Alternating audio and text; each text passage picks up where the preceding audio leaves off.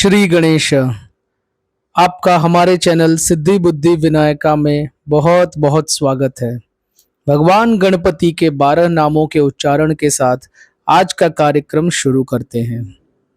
गणपतिर्विघ्न राजो लंबतुंडो गजाननः द्वयमातुरश्च हेरंब एकदंतो गणाधिपः विनायकश्चारुकर्णः पशुपालो भवात्मजः। भगवान गणपति की जय जयकार हो। आज के एपिसोड में मैं आपको भगवान गणपति के महोदर अवतार की कथा सुनाऊंगा। चलिए कथा का श्रवण करता हूं मैं, आप इसे भक्ति पूर्वक सुनिए।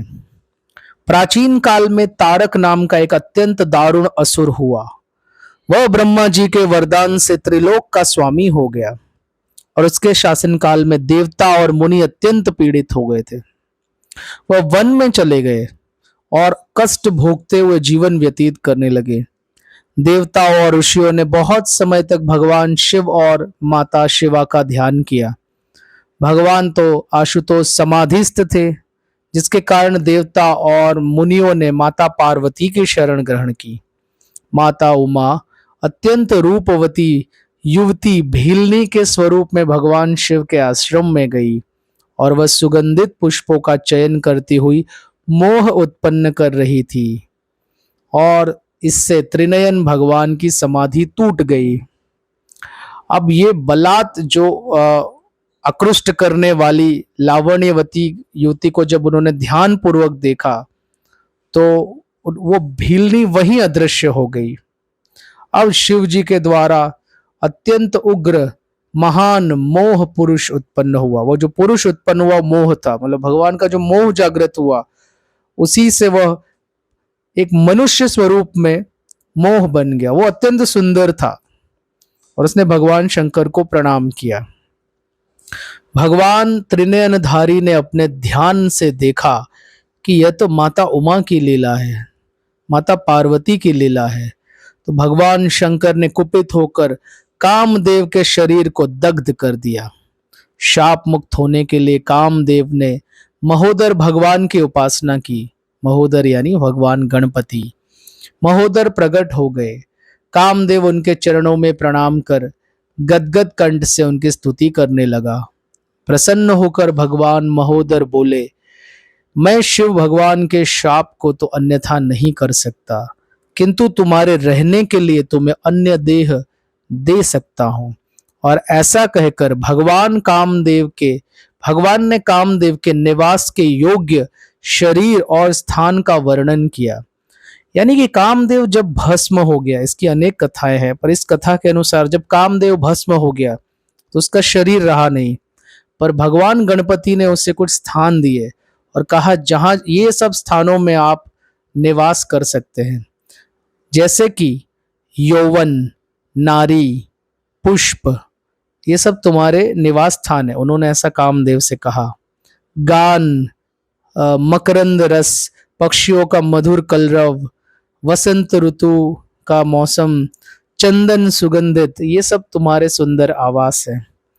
विषयासक्त मनुष्यों का संग, यानी भोगी मनुष्यों का संग, गुह्य अंगों का दर्शन, मंद वायु, सुंदर वास, नए वस्त्र, आभूषण, ये सब में तुम इन सब जगह पर रह सकते हो, ऐसा भगवान ने उन्हें कहा। और इन सब जगहों से तुम रहकर भी बड़े बड़े देवताओं को जीत सकते हो। तुम्हारे मनोभुहु, स्मृति भुहु ऐसे नाम होंगे। देखो ये सब जो वर्णन किए हैं कामदेव के निवास स्थान के, ये आप देखना जब भी काम जागृत होता है, इन्हीं में से कोई एक आवास स्थान होता है काम का, जिसके हम संपर्क में आते हैं या हमारे व्यवहार में ही आता है। कामदेव की प्रार्थना पर दयामय गणेश ने उन्हें पुनः कहा, श्री कृष्ण भगवान जब अवतार लेंगे द्वापर युग में, तब तो उनका पुत्र प्रद्युम्न होगा। अब देखो उसे सशरीर भी प्रदान करने का आशीर्वाद दे दिया। शिवपुत्र कार्तिकेय ने षडक्षर विदान वक्रतुंडाय होम के जब से भगवान गणेश को प्रसन्न किया, तब भगवान ने उन्हें वरदान दिया कि तू तारकासुर का वध करेगा। और फिर कार्तिकेय ने तारक को मारकर देवताओं को संतोष प्रदान किया। असुर गुरु शुक्राचार्य ने मोहासुर का संस्कार कर उसे दीक्षा दी और उनके आदेशानुसार मोहासुर ने भगवान सूर्य को प्रसन्न करने के लिए निराहार रहकर दिव्य सहस्त्र वर्षों तक कठोर तपस्या की और उस तप से संतुष्ट होकर भगवान सूर्यदेव प्रकट हुए। मोहासुर भगवान सूर्यदेव के चरणों में प्रणाम करके उनकी पूजा की और हाथ जोड़कर स्तुति करने लगा। प्रसन्न सूर्यदेव ने उसे रोगहीन और सर्वत्र विजयी होने का वरदान प्राप्त करवाया।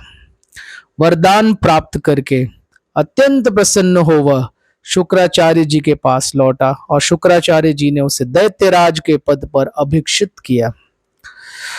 महान असुरों का सम्राट होते ही मोहासुर ने त्रैलोक्य पर अधिकार कर लिया। देवता, मुनि, पर्वत सब अरण्यों में छिप गए। मोहासुर अपनी परम रूपवती पत्नी प्रमादासुर की पुत्री मदिरा के साथ सुखपूर्वक जीवन व्यतीत करने लगा। कर्म मार्ग, धर्माचरण, वर्णाश्रम धर्म आदि सब नष्ट हो गए।